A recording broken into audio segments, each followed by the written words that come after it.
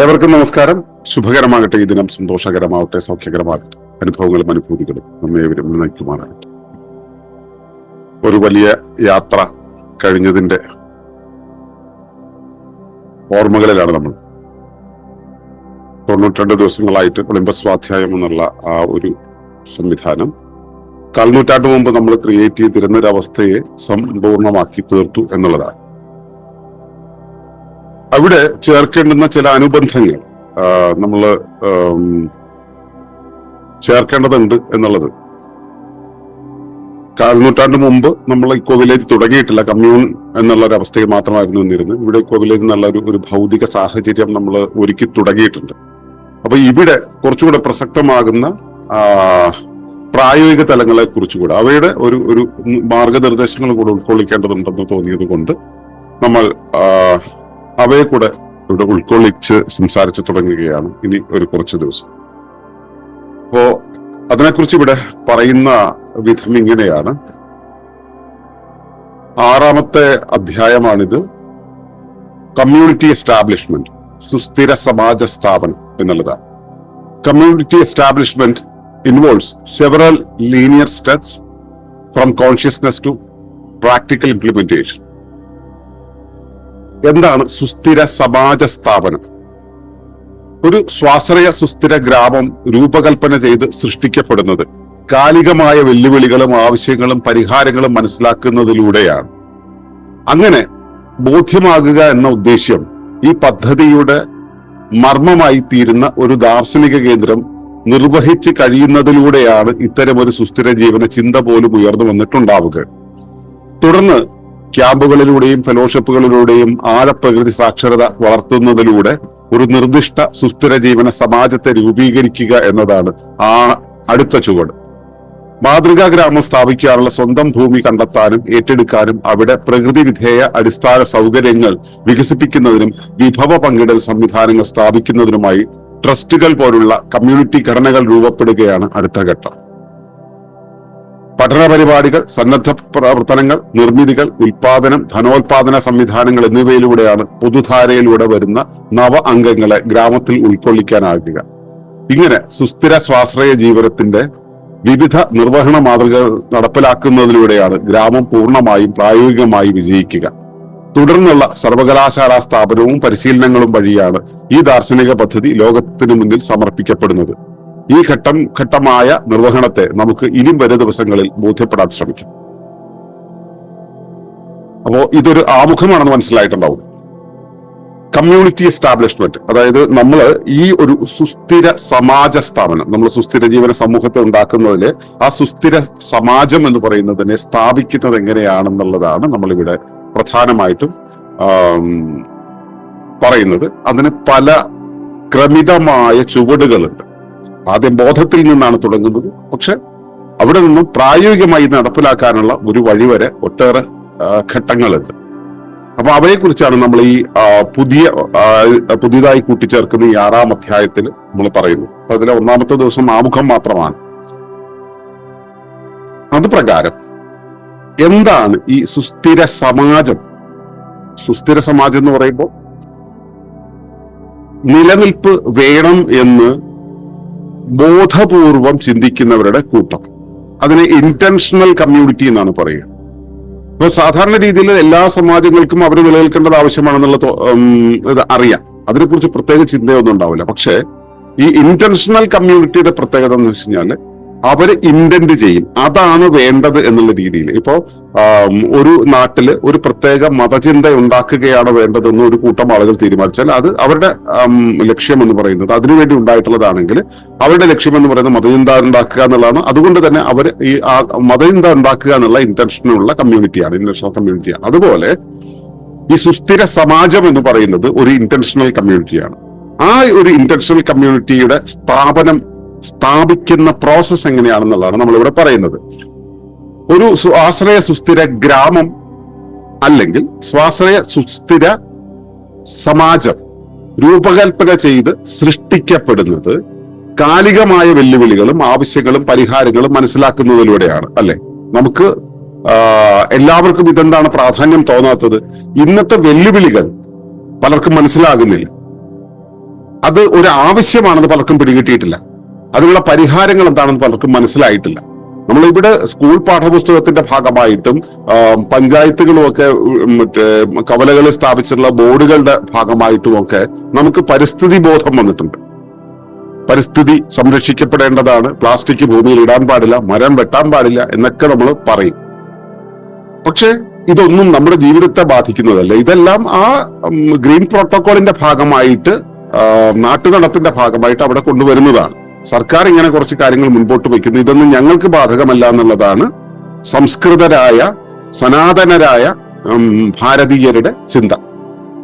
ഞാനത് ആ രണ്ടു പദങ്ങളും കൃത്യമായിട്ട് എടുത്തു പറഞ്ഞു വെച്ചാൽ, ഇത്രയും വലിയൊരു സംസ്കാരമുണ്ടെന്ന് അഭിമാനിക്കുന്ന, സനാതനത്വം ഉള്ളിലുണ്ടെന്ന് പറയുന്ന നമ്മളെ പൂർണ്ണമായിട്ടും അടിയറവ് വെച്ചിട്ടാണ് ഈ സായിപ്പിന്റെ ഭാഷയിൽ, സായിപ്പിന്റെ രീതിയിൽ പോയിക്കൊണ്ടിരിക്കുന്നത്. സായിപ്പിനും അല്ല കുഴപ്പം, ഇവിടെ ആ ഒറ്റക്കണ്ണന്മാര് ഭൂമിയുടെ മൊത്തം അവകാശം കൈയാളുന്നതിന്റെ ഭാഗമായി സംഭവിക്കുന്നതാണ്. അപ്പോ അവിടെ വരുന്ന വെല്ലുവിളികളും ആവശ്യങ്ങളും പരിഹാരങ്ങളും നമ്മൾ മനസ്സിലാക്കുന്നതിലൂടെയാണ് ഈ ഒരു സുസ്ഥിര സമാജം കെട്ടിപ്പടുക്കപ്പെടുന്നത്.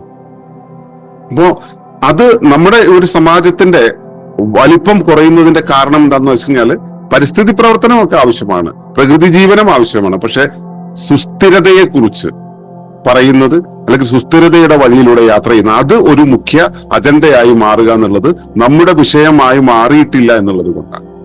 ഇനിയും നമുക്കതിന്റെ പ്രാധാന്യം മനസ്സിലായിട്ടില്ല എന്നുള്ളത് കൊണ്ടാണ്. അപ്പൊ അവിടെയാണ് നമ്മൾ ഇത്തരം ഒരു സമാജം ഉണ്ടാക്കുന്നതിന്റെ പ്രാധാന്യം.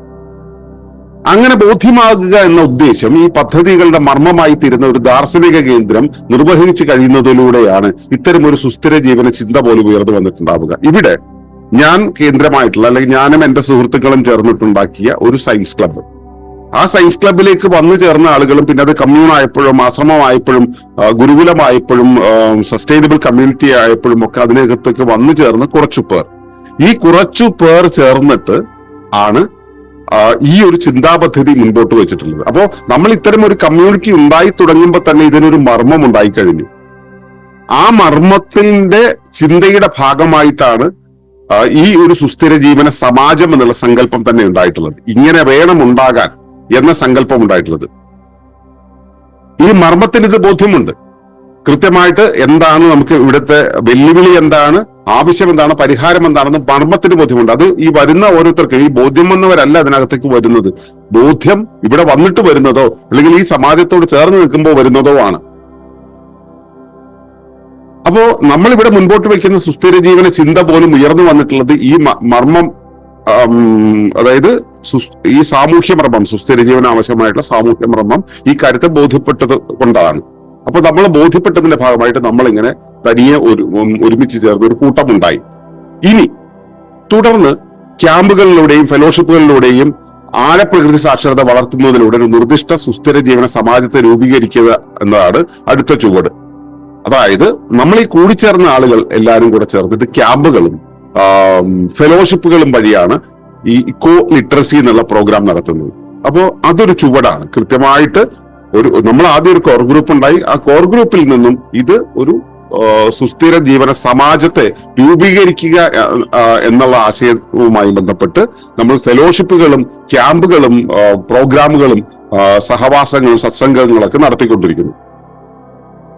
അപ്പൊ അങ്ങനെ വരുന്ന ഒരു ചെറിയ കൂട്ടം ഉണ്ടായി കഴിയുമ്പോൾ അതിനെ ആസ്പദമാക്കിയിട്ടാണ് ഗ്രാമം സ്ഥാപിക്കാനുള്ള സ്വന്തം ഭൂമി കണ്ടെത്താനും ഏറ്റെടുക്കാനും അവിടെ പ്രകൃതി വിധേയ അടിസ്ഥാന സൗകര്യങ്ങൾ വികസിപ്പിക്കുന്നതിനും വിഭവ പങ്കിടൽ സംവിധാനങ്ങൾ സ്ഥാപിക്കുന്നതിനുമായിട്ട് ഉള്ള കമ്മ്യൂണിറ്റികൾ ഉണ്ടാവുക. അതായത് ഇപ്പൊ ട്രസ്റ്റുകള്, സൊസൈറ്റികള്, മറ്റേ കോഓപ്പറേറ്റീവ്സ്, കമ്മ്യൂണിറ്റി ആക്ടിവിറ്റികൾ, ഇങ്ങനെയുള്ളതെല്ലാം ഉണ്ടാക്കുന്നതാണ് കമ്മ്യൂണിറ്റി ഘടന എന്ന് പറയുന്നത്. ആ കമ്മ്യൂണിറ്റിയുടെ ഘടന ഉണ്ടാക്കുക എന്നുള്ളതാണ്, അതിനുള്ള ബേസിക് ലീഗൽ ഇൻഫ്രാസ്ട്രക്ചർ അല്ലെങ്കിൽ സോഷ്യൽ ഇൻഫ്രാസ്ട്രക്ചർ ഉണ്ടാക്കുക എന്നുള്ളതാണ് അടുത്ത ഘട്ടം. പഠന പരിപാടികൾ, സന്നദ്ധ പ്രവർത്തനങ്ങൾ, നിർമ്മിതികൾ, ഉൽപാദനം, ധനോൽപാദന സംവിധാനങ്ങൾ എന്നിവയിലൂടെയാണ് പൊതുധാരയിലൂടെ വരുന്ന നവ അംഗങ്ങളെ ഗ്രാമത്തിൽ ഉൾക്കൊള്ളിക്കാനാവുക. ഇപ്പൊ കുറെ ആളുകൾ ഇതൊക്കെ കേട്ടിട്ട് വരികയാണെന്നിരിക്കട്ടെ, അവരെങ്ങനെയാണ് ഇതിനകത്തേക്ക് കയറ്റുക? ആദ്യം അവരെ കുറച്ച് പഠന പരിപാടികളിലൂടെ കൊണ്ടുപോകേണ്ടി വരും. അവരെ വോളണ്ടിയറിംഗിൽ ഇൻവോൾവ് ചെയ്യിക്കേണ്ടി വരും. അതുപോലെ തന്നെ അവിടെ കെട്ടിട നിർമ്മിതികളുടെയൊക്കെ ഭാഗമാക്കേണ്ടി വരും. അവിടെ നമ്മൾ ഭക്ഷണ ഉൽപാദനങ്ങൾ അല്ലെങ്കിൽ മറ്റു വിഭവങ്ങൾ ഉൽപാദനം നടത്തേണ്ടി വരും. അവിടെ ധനം ഉൽപ്പാദിപ്പിക്കേണ്ടി വരും. ധനത്തെയാണ് ഉൽപ്പാദിപ്പിക്കുന്നത്. ധന ഉൽപാദനം എന്ന് വെച്ച് കഴിഞ്ഞാൽ വ്യവസായങ്ങൾ ചെയ്യേണ്ടി വരും. അവിടെ ധനമാണ് ഉൽപ്പാദിപ്പിക്കുന്നത്, അല്ലാണ്ട് വസ്തുക്കളല്ല. വസ്തുക്കളുടെ പേരിൽ നമ്മൾ ധനത്തെയാണ് ഉൽപ്പാദിപ്പിക്കുന്നത്. അതിനുവേണ്ടിയാണല്ലോ വസ്തുക്കളുടെ അല്ലെങ്കിൽ ഉൽപ്പന്നങ്ങളെ ഉണ്ടാക്കുന്നത്. അപ്പൊ ഇങ്ങനെയുള്ള പ്രവർത്തനങ്ങളിലൂടെ വരുന്ന പൊതുസമൂഹത്തിൽ നിന്നും വരുന്ന ആളുകൾക്ക് ജീവിതം സെക്യൂർഡ് ആണെന്നുള്ള ബോധം വരുന്ന രീതിയിൽ ഇതിനകത്തൊരു സംവിധാനം ഉണ്ടാകണം. അങ്ങനെ സുസ്ഥിര സ്വാശ്രയ ജീവിതത്തിന്റെ വിവിധ നിർവഹണ മാതൃകകൾ നടപ്പിലാക്കുന്നതിലൂടെ, അതായത് കാർഷിക സംവിധാനങ്ങൾ, സന്നദ്ധ പ്രവർത്തനങ്ങൾ, നിർമ്മിതികൾ, ഉൽപാദനം, ധനോത്പാദന സംവിധാനങ്ങൾ, തൊഴിൽ ഗ്രാമങ്ങൾ, ഇങ്ങനെയൊക്കെ ഓരോന്നും നടപ്പിലാക്കുന്നതിലൂടെ ആണ് ഈ ഗ്രാമം പൂർണ്ണമായി പ്രായോഗികമായി വിജയിക്കുക. അതല്ലാതെ മറ്റൊരാശയമായിട്ട് നിൽക്കും. അപ്പൊ തുടർന്ന് ആണ് അങ്ങനെ കൃത്യമായിട്ട് പ്രവർത്തിച്ചു തുടങ്ങുമ്പോഴാണ് നമ്മൾ സർവകലാശാല സ്ഥാപനങ്ങളും അതുപോലെ മറ്റു പരിശീലനങ്ങളും വഴി ഈ ദാർശനിക പദ്ധതി ലോകത്തിന് മുന്നിൽ സമർപ്പിക്കുക. സർവകലാശാല എന്ന് പറയുന്നത് എങ്ങനെയാണ് ഇതൊരു സിസ്റ്റമാറ്റിക് സ്റ്റഡി ആയിട്ട് മാറേണ്ടത്, ഇതിന്റെ പ്രാക്ടിക്കാലിറ്റി എന്താണ്, അതുപോലെ തന്നെ ഇതെങ്ങനെയാണ് ലോകത്തിന് ഒരു മാതൃകയായി മാറുന്നത് എന്ന കാര്യം നമ്മൾ പൊതുലോകത്തിന് കൊടുക്കണം. അപ്പൊ ഇങ്ങനെ ആദ്യം ഇതൊരു വിഭാവനമായി വന്നതിന് ഘട്ടമായിട്ട് ഡെവലപ്പ് ചെയ്ത് വരുന്നതാണെന്ന് നമ്മൾ കഴിഞ്ഞ പാഠങ്ങളിൽ പഠിച്ചതാണ്.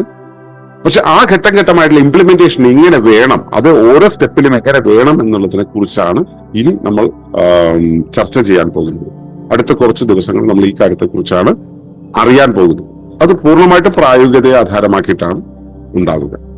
അപ്പോൾ ആ ഒരു ധാരയിലേക്ക് യാത്ര ചെയ്യാൻ കൂടെ നിങ്ങളുടെ മനസ്സ് തുറന്നിരിക്കട്ടെ എന്ന് പ്രാർത്ഥിച്ചുകൊണ്ട് നിർത്തുന്നു. നന്ദി, നമസ്കാരം.